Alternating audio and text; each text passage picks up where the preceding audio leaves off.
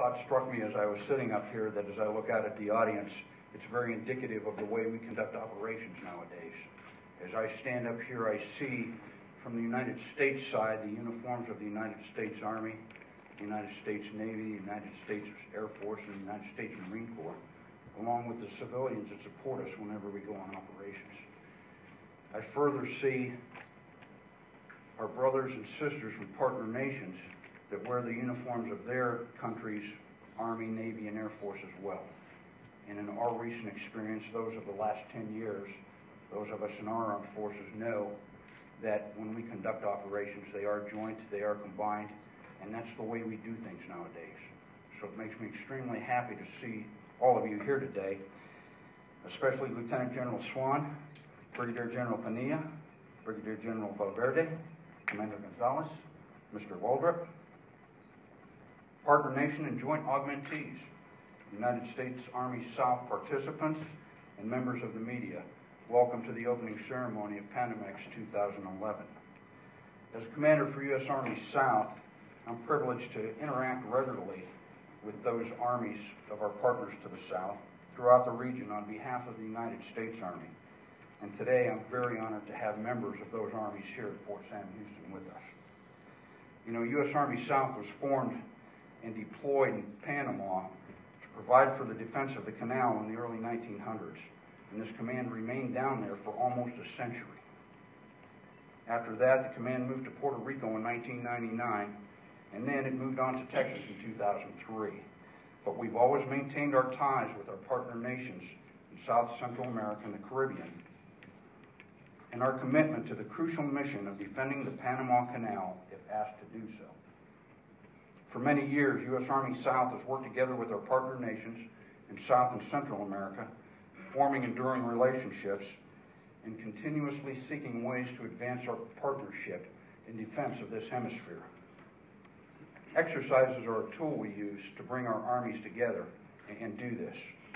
You know, in this year alone, a lot of the partner nations sitting in this audience have participated and gathered together during exercises such as Fuerzas Aliadas Humanitarias, that was conducted in Trinidad and Tobago, exercises beyond the horizons conducted in El Salvador, Haiti, and the Dominican Republic, and also exercise peacekeeping operations America that was conducted in Brazil.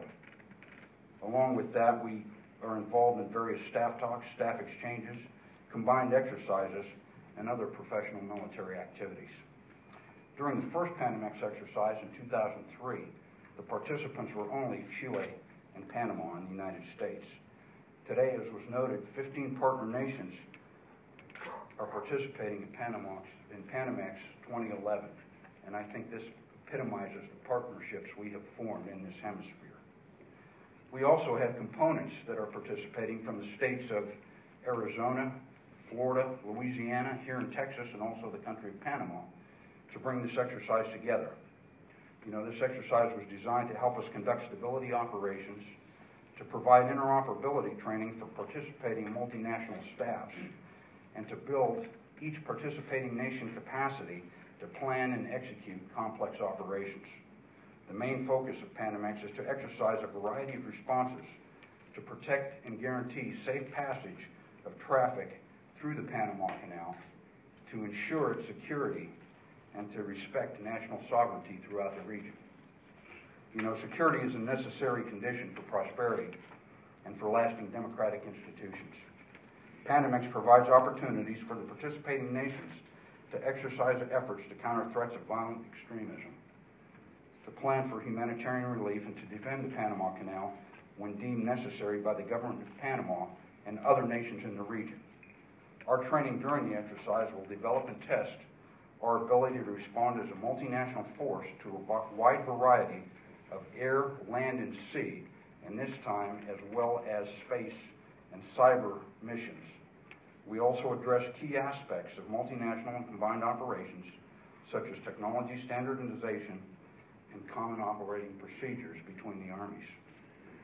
But as you know, one of the most important benefits of the PANAMAX exercise is the fact that all the participants will be able to exchange their experiences and expertise, and each one of us hopefully will gain a new knowledge about those countries participating, the Army's participating and about their culture and their people. The government of the countries participating in this exercise share common interests. PANAMAX enhances those links by fostering friendly, mutual cooperation and understanding between participating nations. I speak for all the soldiers and civilians of the United States Army South when I say that I really look forward to this week's activities and the ability and capability to work with each one of your armies. I particularly look forward to strengthening both our professional ties and our personal bonds. Y para nuestros aliados, nuestros amigos, bienvenido a Fuerte Sam Houston y al ejercicio PANAMAX 2011. Yo estoy seguro que vamos a practicar nuestras capacidades para conducir operaciones combinadas y conjunto. Y al mismo tiempo aprendemos lecciones, tácticas y métodos de los diferentes ejércitos. Tenemos una gran oportunidad para fortalecer nuestras relaciones profesionales. Gracias por su presencia. Es un gran honor y privilegio tenerlos a todos de ustedes aquí, hombro a hombro, con Ejército Sur. Muchas gracias.